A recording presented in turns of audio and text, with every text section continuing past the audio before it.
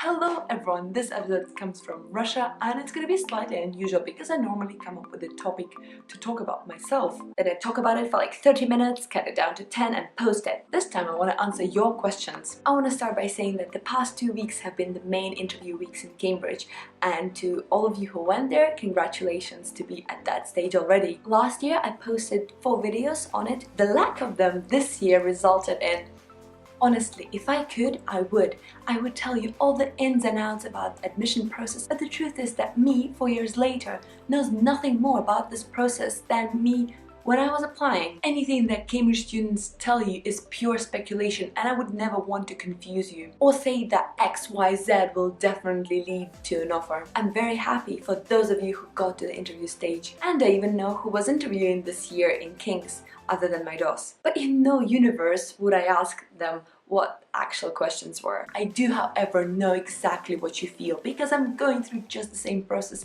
but with companies. I spent hours and days on Glassdoor trying to search for actual questions that will come up in the interview, because I realize even knowing the question will not make be able to solve it, let alone just not even knowing the general area to revise. The sad answer is that you just have to get through it yourself, and the interview is there to test your abilities. Honestly, it's not scary at all. It might be for art students who actually have to defend their essays. In maths, you need to know how to solve certain questions, and if you don't know them, then maybe you'll be able to work it out instead of just purely memorizing something. You pretty much need to know how to solve a certain number of problems, and they can't really ask you much more when you're on that stage. So of course they naturally go for integration, differentiation, plotting and so on. I mean, what else can you ask? For those of you who maybe did D1 with that Excel, with all the algorithms, maybe they can ask you those. Just think of all the things that you actually learn. Maybe it's geometric sequence, arithmetic sequence and things like that. It will never be one of those why are manholes round sort of thing, or picture yourself as a penny in a blender and how would you get out. They're not your typical kind of I want to screw you in the interview type of questions. They actually want to see your thinking process, and the best they can do is give you the sort of problems you've tried before, maybe at your A-levels. So relax. If you got to the stage of the interview, they just want to see that you're not a nutcase completely applying out of nowhere. Next question. CSAT scores. Oh god, don't even let me get started on this. So, good point is that in my year we didn't even have it. Our year was the last one when we didn't have it. The next year it was optional for colleges to kind of decide to give it, and the year after that became compulsory for everyone. I don't actually know what's on it. They don't release past papers. They mostly keep it the same, so they can't actually release the test. But they made us sit something similar to it 2 years ago just to see whether we, who actually got admitted and were actual students on that course, would be able to solve it.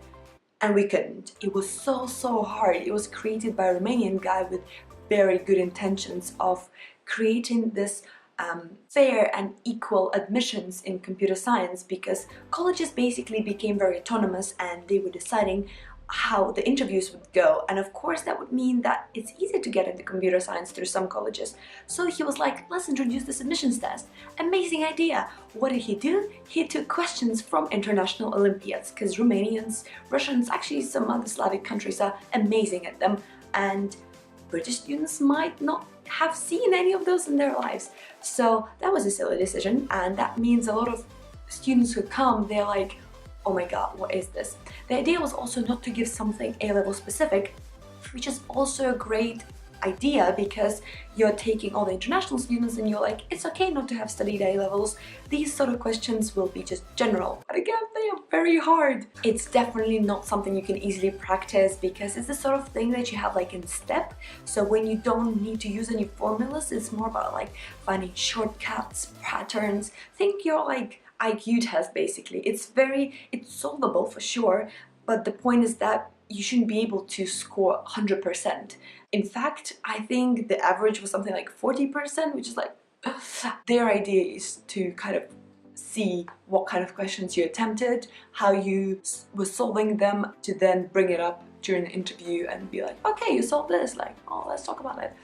So yeah, do not worry about CSAT. It's definitely not for everyone, and colleges I think a lot of them were kind of made to accept it, so a lot of them are kind of looking at it like, okay, well, doesn't matter, we still have our own things in our heads, so do not worry if you feel like, damn, that was hard. Next question. Okay, I have no idea what COPPA actually is, so I definitely didn't fill that form. It might also be a very late answer for this person who was applying for maths. In fact, this just proves my point. Just the fact that I'm in Cambridge doesn't mean I know anything about admissions for other subjects unless I actually spoke to those people. And no, I didn't have to sit STEP for computer science. You only need it for 50-50 with maths, and I was taking maths and physics. It's a Natsuki option. And so yeah, no STEP for me. I did sit STEP, but that was for Imperial, and let's just say I did not succeed in it. So I cannot give you any tips. Only do past papers all the time. Do not look up answers until you spend like 3 days on one problem. And last question, because I want to keep it short. Funny. Okay, do you want to know why I'm making this video now?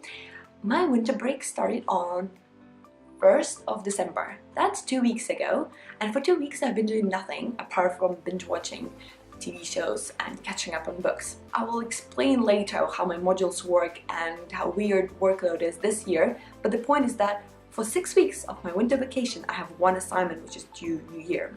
So that's it. I feel pretty relaxed, and now I'm realizing that, oh, I probably should start on this assignment since I have so little time left, and of course my natural reaction is to start procrastinating. So yeah, it's truly in your interest for me to have more assignments. Motivation, this one is actually quite personal, and I'll probably dedicate like a whole video to it because I can't explain my existential outlook on life in 2 sentences. Overall, I'm quite a nihilistic person, so my struggles in terms of motivation are not really to do with academia, but life in general. So on this note, I would like to make some more empty promises about how I'm gonna post more. In all honesty, I'm gonna make it my December challenge and actually release some cool stuff that I have in mind. So yeah, I will post a lot, and if you want to see me fail at that, subscribe! Thank you. Here everywhere.